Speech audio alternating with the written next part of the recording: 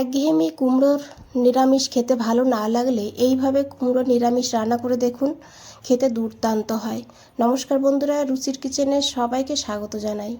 আজ দুর্দান্ত স্বাদের কুমড়ো নিরামিষ রেসিপি নিয়ে এসেছি। চলুন দেখে নেওয়া যাক, আশা করি ভালো লাগবে। সম্পূর্ণ ভিডিওটা দেখবেন, তাহলে ভালো করে বুঝতে পারবেন আমি কি করে বানিয়েছি। আর খেতে কিন্তু দুর্দান্ত হয়। তো এখানে দেখুন আমি এক ফালি কুমড়ো নিয়েছি, পাকা মিষ্টি কুমড়ো নিয়েছি। কুমড়োটাকে কেটে নেব। প্রথমেই খোসাটাকে তুলে নিয়েছি, কিছুটা দেখুন রেখে দিয়েছি আর কিছুটা কিন্তু ফেলে দিয়েছি। খুব বেশি শক্ত না কুমড়োর খোসাটা, সেই কারণে। তারপরে কুমড়োটাকে খুব ভালো করে ধুয়ে নিয়েছি। আর ধুয়ে নেওয়ার পর এখন এই কুমড়োটাকে এইভাবে গ্রেট করে নেব একটা গ্রেটারের সাহায্যে। তবে যে ছোটো ভাষার গ্রেটারগুলো হয়, আমি যেটা নিয়েছি ঠিক এইভাবে ছোটো ভাষার গ্রেটার দিয়ে গ্রেট করবেন। আমরা তো কুমড়োর অনেক রেসিপি খেয়ে থাকি, তবে এইভাবে একবার কুমড়ো দিয়ে ছোলার ডালের এই রেসিপিটি বানিয়ে দেখুন, খেতে অসাধারণ লাগে। দেখুন এখানে আমি পুরো কুমড়োটাকেই কিন্তু গ্রেট করে নিয়েছি। এখন এই কুমড়োটাকে সাইডে রেখে দিয়েছি। আর এদিকে দেখুন আমি প্রায় হাফ কাপ ছোলার ডাল 2 ঘন্টা আগে ভালো করে ভিজিয়ে রেখে দিয়েছিলাম।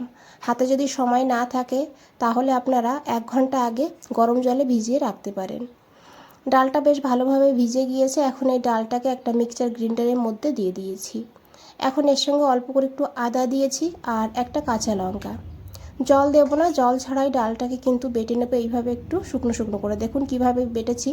আর ডালটাকে বন্ধুরা একদম মিহি পেস্ট করতে হবে না, একটু হালকা দানা দানা থাকলে কিন্তু ভালো লাগবে খেতে। যখন মুখে খাওয়ার সময় পড়বে তখন কিন্তু দারুণ লাগবে খেতে। তাই হালকা একটু দানা দানা রেখে ডালটাকে পেস্ট করবেন। এখন এই ডাল বাটাকে আমি বোলের মধ্যে নিয়ে নিয়েছি। আর এখান থেকে দেখুন প্রায় হাফ চামচ ডাল বাটা আমি এই মিক্সচার গ্রাইন্ডারের মধ্যে রেখে দিয়েছি। আর এদিকে দেখুন সেই কুমড়োটাকে নিয়ে নিয়েছি। এখন এই কুমড়োটাকে এইভাবে হাত দিয়ে চেপে চেপে জলটা বের করে ফেলবো। কুমড়োর মধ্যেও কিন্তু প্রচুর পরিমাণে জল থাকে, তাই কুমড়োটাকে এইভাবেই দিয়ে দিলে তাহলে কিন্তু ডালের পরিমাণটা যতটা দিয়েছি মানে একদম জলো জলো হয়ে যাবে। ভালো করে আমরা যেটা বানাবো সেটা বানানো যাবে না, সেই কারণে এইভাবে জলটাকে বের করে নিতে হবে। তবে এই জলটা কিন্তু ফেলবো না, রান্নার কাজেই ব্যবহার করব। এদিকে দেখুন আমি মশলাটা বানিয়ে নেব। তার জন্য সেই যে মিক্সার গ্রাইন্ডারে ডাল বেটেছিলাম সেই জারটাই নিয়ে নিয়েছি। এখন এখানে দিয়েছি 2টো কাঁচা লঙ্কা। তবে ঝালের পরিমাণ আপনারা আপনাদের প্রয়োজন মতন নেবেন। এখানে কিন্তু আমি শুকনো লঙ্কারও ব্যবহার করব। 1 ইঞ্চি আদা নিয়েছি আর একটা টমেটো নিয়েছি, এর একটা পেস্ট বানিয়ে রেখে দেব। এদিকে দেখুন সেই ডাল বাটা আর কুমড়োটাকে নিয়ে নিয়েছি। এখন এর মধ্যে দিয়েছি পরিমাণ মতন লবণ, ওই 1/4 চামচ মতন লবণ দিয়েছি। আর 1/4 চামচ মতন হলুদের গুঁড়ো দিয়েছি। খুব বেশি মশলা দেব না এখানে। অল্প করে একটু কালো জিরে দিয়েছি। আর দিয়েছি এখানে সামান্য একটু জিরের গুঁড়ো। দেখুন খুবই সামান্য একটু জিরের গুঁড়ো দিয়েছি। আর কয়েক দানা চিনি দিয়েছি, যেহেতু কুমড়ো তাই একটু চিনি দিলে খেতে কিন্তু বেশ ভালো হবে। দিয়েছি এখানে 2 চামচ বেসন। বেসনটা বাইন্ডিংয়ের কাজ করবে, তাই বেসন না হলে এখানে আপনারা ময়দা না হলে চালের গুঁড়োও দিতে পারেন। এখন বন্ধুরা হাত দিয়ে ভালো করে মেখে নিতে হবে।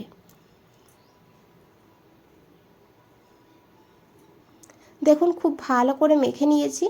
এখন এটাকে আমি সাইডে রেখে দেব। আর এদিকে দেখুন একটা কড়াই বসিয়ে দিয়েছি। কড়াইতে দিতে হবে তেল। আমি রান্নাটা সাদা তেলে করেছি, তবে সর্ষের তেলেও করা যাবে। তেলটাকে গরম হতে বসিয়ে দিয়েছি। আর এদিকে দেখুন সেই ডাল আর কুমড়োটাকে নিয়ে নিয়েছি। এখন হাতের মধ্যে এইভাবে কিছুটা নিয়ে আমি এইভাবে চপের আকারে বানিয়ে নেব। তবে আপনারা গোল গোল বানিয়ে নিতে পারেন, না হলে সিলিন্ডার শেপেও কিন্তু বানিয়ে নিতে পারেন। এইভাবে বানিয়ে এই গরম তেলে ছেড়ে দিতে হবে। একবারে খুব বেশি ভাজা যাবে না, যেহেতু তেলের পরিমাণ কম, সেই কারণে যতটা এসেছে আমি দিয়ে দিয়েছি। এক সাইড ভাজা হয়ে গেলে উল্টে দিতে হবে। আর গ্যাসের ফ্লেমটা কিন্তু মিডিয়ামেই রাখতে হবে। তো দেখুন বন্ধুরা কালারটা কত সুন্দর হয়েছে। খুব বেশি সময় লাগে না কিন্তু, আর তেলও খুব বেশি লাগে না। যতটা তেল দিয়েছি এই তেলেই কিন্তু পুরো রান্নাটাও হয়ে যাবে। তো এগুলো বন্ধুরা ভাজা হয়ে গিয়েছে, এইভাবেই ভেজে নিতে হবে, তারপরে তুলে নিতে হবে। আর একইভাবে বাকিগুলো কিন্তু ভেজে নিতে হবে। তো দেখুন বন্ধুরা এগুলো ভাজা হয়ে গিয়েছে। তো এখানে সব বড়াগুলো কিন্তু আমি ভেজে নিয়েছি। দেখতে কতটা লোভনীয় লাগছে দেখুন। আপনারা এগুলো কিন্তু ডাল ভাতের সঙ্গে না না হলে বিকালে চা বা কফির সঙ্গেও বানিয়ে নিতে পারেন। তো দেখুন সব বড়াগুলো ভাজা হয়ে গিয়েছে। আর এদিকে দেখুন আমি বড় সাইজের একটা আলুকে এইভাবে ডুমো ডুমো করে কেটে নিয়েছি। এখন এই আলুটাকে এখানে দিয়েছি সামান্য একটু লবণ আর সামান্য একটু হলুদের গুঁড়ো। এখন আলুটাকেও কিন্তু 2-3 মিনিট ভালো করে ভেজে নিতে হবে।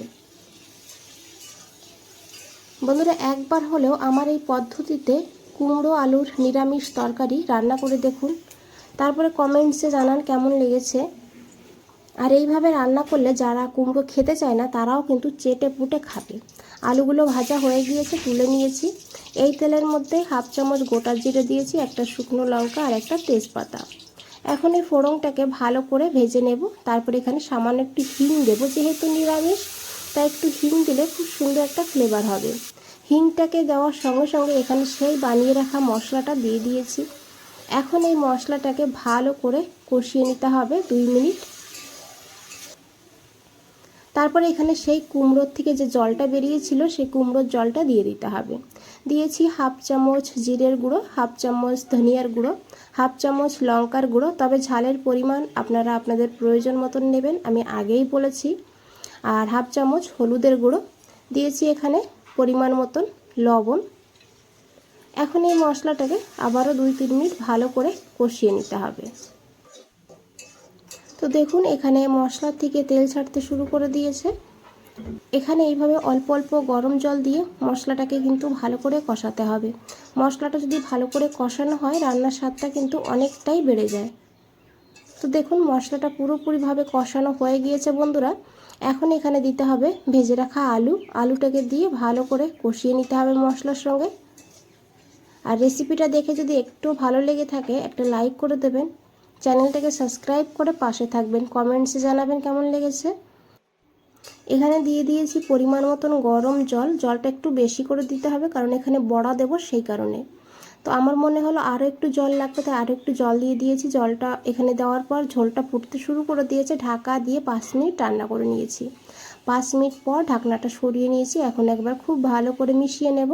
আর দেখুন আলুগুলো কিন্তু সিদ্ধ হয়ে গিয়েছে বন্ধুরা। দিয়েছি 3টে চেরা কাঁচা লঙ্কা, সুন্দর একটা ফ্লেভার হবে সেই কারণে। তারপর সেই ভেজে রাখা বড়াগুলো দিয়ে দিয়েছি, দিয়ে খুব ভালো করে মিশিয়ে নিতে হবে। আর বড়াগুলো কিন্তু ভেঙে যাবে না, তবে ঢাকা দিয়ে রান্না করব না, এইভাবে ঢাকনা ছাড়াই কিন্তু 2-3 মিনিট রান্না করে নিতে হবে মিডিয়াম ফ্লেমে। আপনারা চাইলে এখানে একটু চিনি দিতে পারেন, তবে আমি যেহেতু বড়ার মধ্যে চিনি দিয়েছি সেই কারণে এখানে কিন্তু চিনিটা দেব না। তারপরে 1/2 চামচ ঘি দিতে হবে। গ্যাসটা বন্ধ করে খুব ভালো করে মিশিয়ে নিতে হবে। 5 মিনিট স্ট্যান্ডিং টাইমে রেখে দিতে হবে।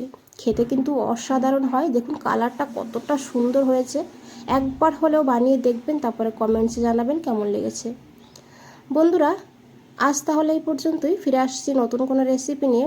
ভালো থাকবেন, সুস্থ থাকবেন। সবাইকে অনেক অনেক ধন্যবাদ এত সময় ধৈর্য ধরে রেসিপিটা দেখার জন্য।